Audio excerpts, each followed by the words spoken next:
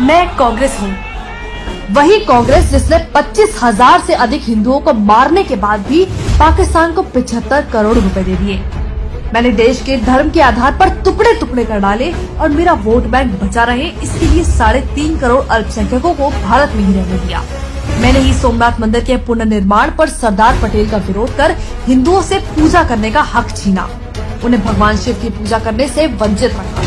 मेरा क्रोध या नफरत कह लो, वो इतनी बढ़ गई थी कि मैंने देश के राष्ट्रपति को भी सेवानिवृत्ति लाभ से वंचित रखा, सिर्फ इसलिए क्योंकि वो नेहरू की बात को नजरअंदाज कर। मैंने आजादी के बाद से लेकर अब तक आरएसएस को बैन करने के लाखों प्रयास किए। वो हमेशा से मेरी आंखों में खटकते हैं, लेकिन मुझे मुस्लिम ब्रदरहुड पसंद है। मेरे ही कुकर्मों की वजह से संयुक्त राष्ट्र में भारत को दी गई वीटो पावर दुश्मन चीन के हाथों में चली गई, क्योंकि मेरी नजर में हिंदी चीनी भाई भाई हैं। मैं वही कांग्रेस हूँ जिसने हिंदू कोड बिल तैयार किया और सरदार पटेल के विरोध के बावजूद मैंने इसे केवल हिंदुओं पर प्रतिबंध लगाने के लिए पारित कर दिया।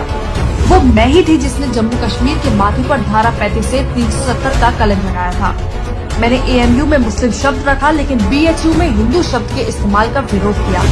मैंने ही भारत की 90,000 वर्ग किलोमीटर जमीन चीन को सौंप दी और अपनी नाकामियां छिपाने के लिए कहा कि वहाँ तो घास का एक तिनका भी नहीं उगता।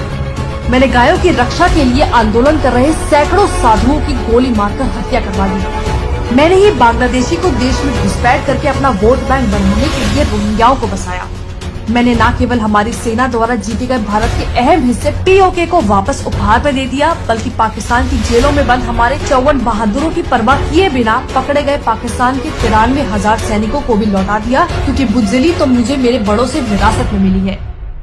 देश की सेना का अपमान करना मेरी रग रग में है, इसलिए मैंने इंदिरा के हुक्म से इनकार करने वाले सेना प्रमुख सैम मानेकशॉ, जिसने पाकिस्तान पर जीत दिलवाई, उसका वेतन 32 साल तक नहीं दिया।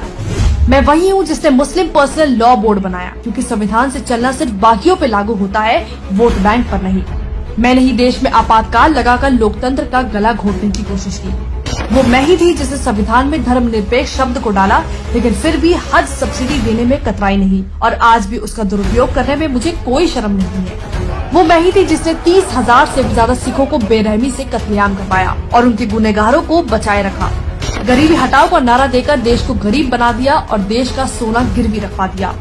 मैंने ही वक्फ एक्ट में संशोधन कर इसे इतना शक्तिशाली बना दिया कि आज आपकी जमीन कभी भी आपके ही हाथों से जा सकती है और आप कुछ कर भी नहीं पाओगे।